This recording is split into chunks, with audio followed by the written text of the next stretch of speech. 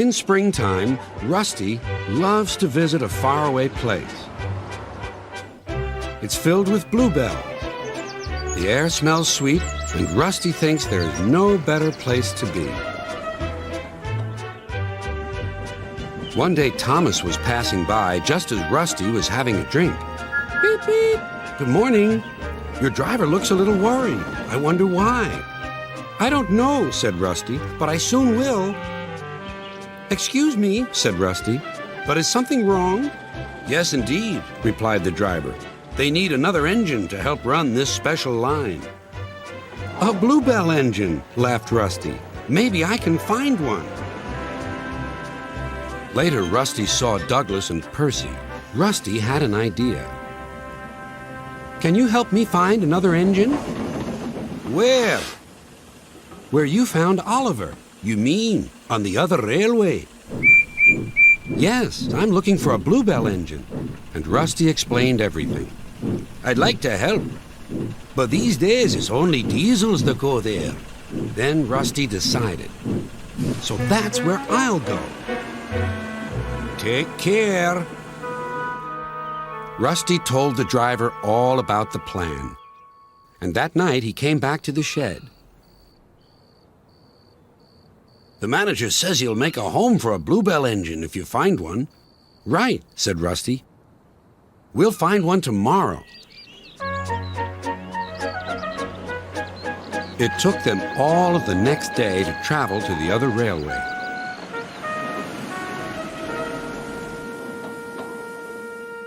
Darkness fell and the cold wind blew.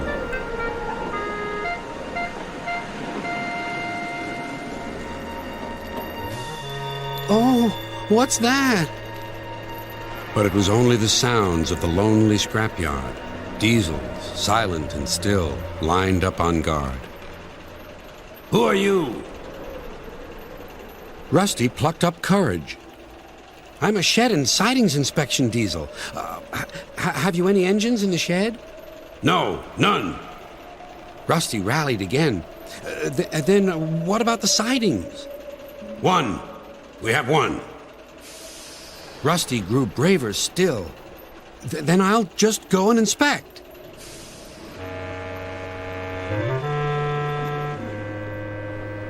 A small engine with a tall funnel stood sad and alone in the shadowy siding. His driver was huddled in the cab, keeping him company. Excuse me, said Rusty. Do you like bluebells? The engine looked startled. Yes, bluebells are beautiful.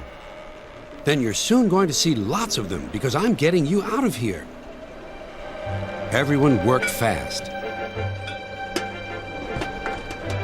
It was difficult to set the fire, but soon it was glowing hot and Stepney had a good head of steam. Rusty's engineer agreed to be Stepney's fireman. So off they set, past the bleak and brooding lines of diesels. Where is he going? They hissed.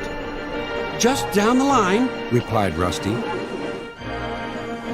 And they chuffered quickly away. We've done it, whispered Rusty. We're over the border and back on our own railway. Mission accomplished. When Rusty and the engine arrived in the valley, a big welcome awaited them. We shall mend you and give you a new coat of paint, said the manager. His driver was delighted. You lucky old engine. You've been saved by the Bluebell Railway. And my friend Rusty. I wouldn't be here if it weren't for Rusty. Now the little engine is as happy as can be and helps all the passengers who visit at Bluebell time. His name is Stepney, but everyone calls him the Bluebell engine. Thomas the tank engine was feeling very happy.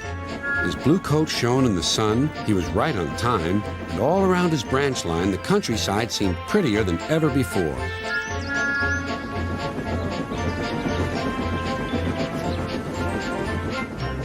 Beep, beep. Good morning, Percy, he whistled. My branch is the pride of the line, wouldn't you agree? Yes, Thomas, of course, but... But what, Percy? Out with it. Well, there is another engine with a famous branch line, too. Who? Where? His name's Stepney. He's far away, but Sir Topham Hatt says he may visit us. When? Oh, someday. And Percy hurried away. Meanwhile, Stepney was puffing steadily along his line. It isn't very long, and that made him feel a little sad. Later, he saw Rusty, the little diesel that helped save Stepney from scrap. Everyone's been so kind. But my railway is so short, and I do miss a good long run. I think you should tell Driver, too, replied Rusty. I'm sure he'll understand. Stepney soon discovered that indeed he did. Do you know, Stepney, I feel just the same way. That evening he had exciting news. Guess what, Stepney? Sir Topham Hatt has invited us to visit the other engines on his railway. Manager agreed. It'll be a really long run to get there. Oh, thank you, sighed Stepney. They set off next morning.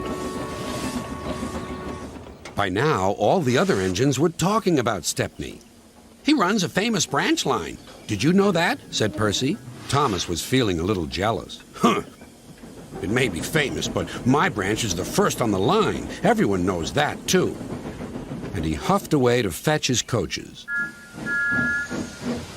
Look, squeaked Percy. Why have they all come? There's no train yet. But Percy was wrong. The signal dropped, and from far away an engine whistled. Here he comes, yelled Douglas. Stepney puffed proudly through the junction.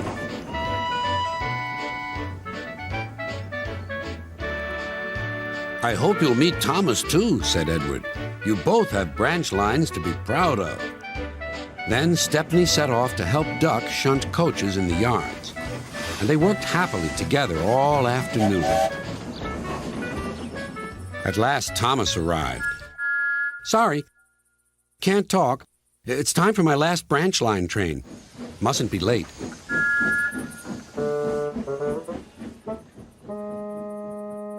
He was hardly out of sight when the engines heard shouting at the station.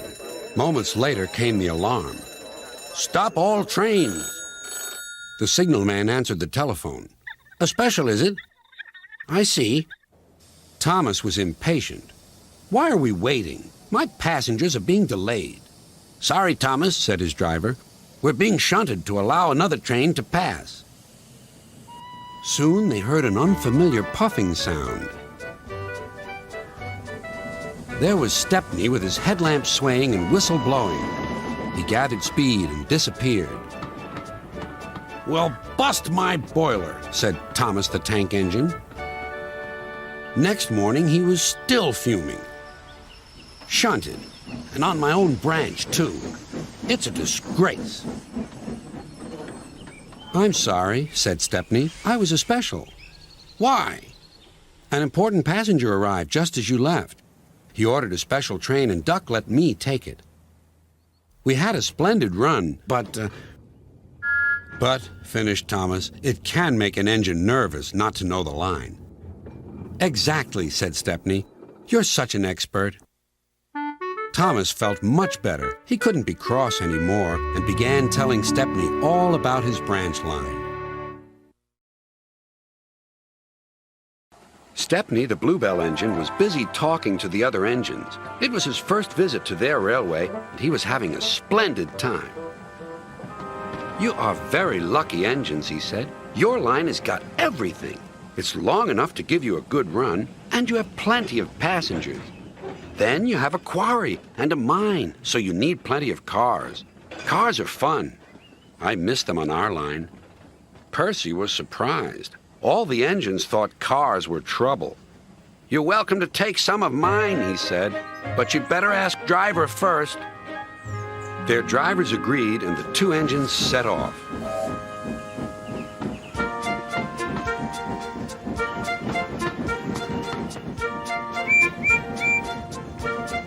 Thomas and Toby were speechless.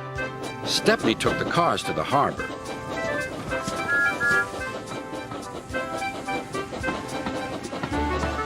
Then he picked up a load of empty ones and started back.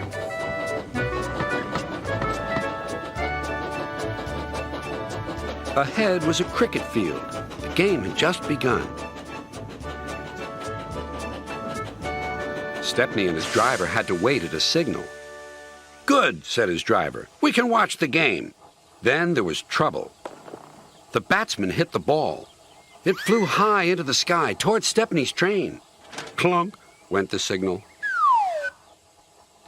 Thump went the ball into a car, but neither driver nor fireman heard it.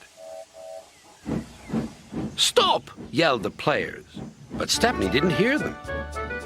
Come along," he puffed to the cars. "Our one and only ball!" cried the players. "Wake up, Caroline," they said to their old car. "The chase is on." Caroline coughed crossly and rolled down the road. Stepney wasn't hurrying. Caroline soon came up behind. "Toot, toot," she wailed. The players shouted, but Stepney was still too far away for his driver and fireman to see or hear properly. They completely misunderstood. "If those jokers want a race," said the driver, "they can have one. Faster, Stepney, faster." Poor Caroline wasn't happy at all. She rattled along at twice her usual speed. "I shouldn't be treated like this," she grumbled. "This pace is too hot for my system. It'll fuse all my circuits." Suddenly, Stepney was nowhere to be seen. "Yahoo! That silly train has run into a hole, so we can't catch it. I can go home now." But she couldn't. Her driver pounded Caroline on up the steep hill and then down the other side toward the station. Stepney was already there when Caroline cluttered in. "We need our ball back," cried the players, and explained everything. The ball was nestled under some straw in the third car from the van. "We've found it," cried a player. "We're sorry," sighed the driver. "Oh, you couldn't help it," replied the player. "Now we must get back quickly." "You'll be lucky," said the driver. Caroline looks worn out. And she was. The driver spoke to the station master and the signalman, and they all agreed on a plan. Soon they had rolled Caroline onto a flat car with a brake van coupled behind. The players crowded inside, and Stepney pulled the train back to the playing field.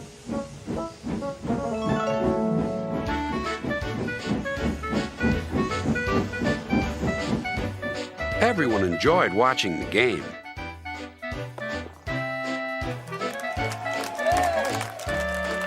Even Caroline was pleased. She doesn't think trains silly now.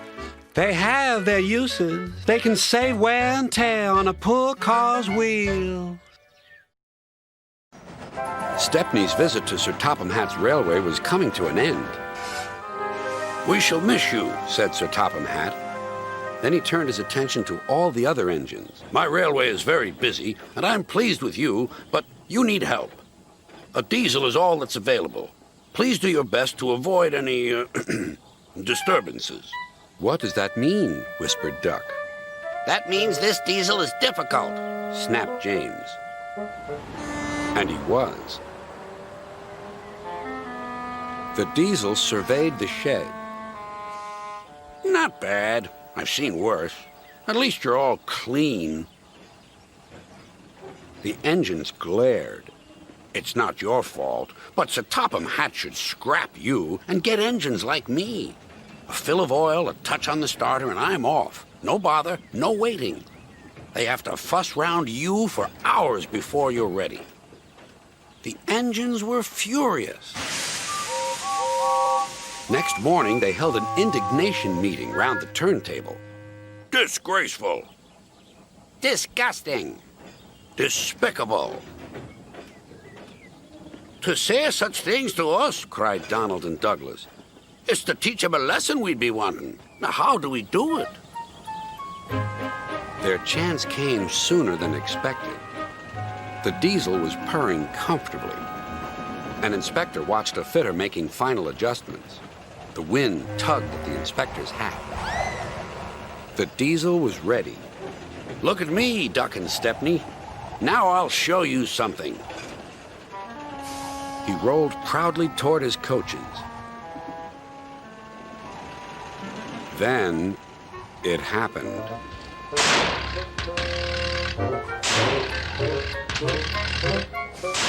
Shaking and spluttering, the diesel stopped. Meanwhile, the inspector was looking for his hat.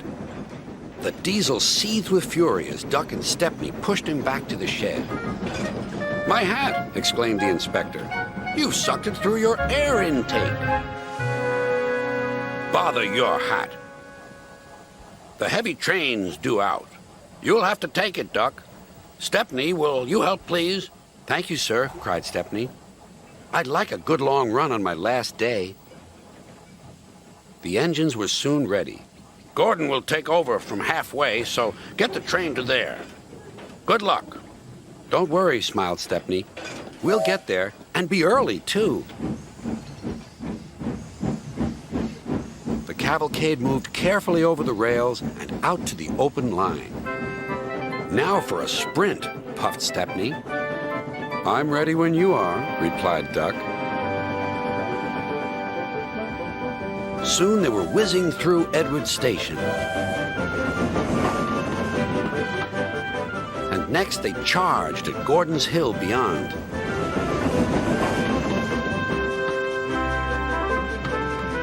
They felt the drag of the heavy coaches here. It was hard work.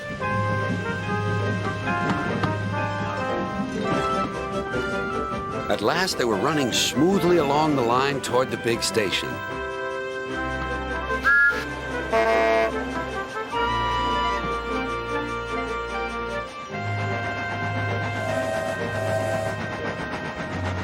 "Hello, you're early," said Gordon. "That's one in the headlamp for old Diesel. James says he's sick as boiler sludge and sulking in the shed.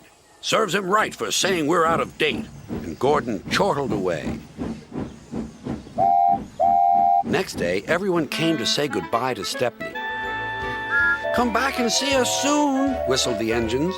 "And you are always welcome on my Bluebell Railway, too," replied Stepney. Then he puffed away.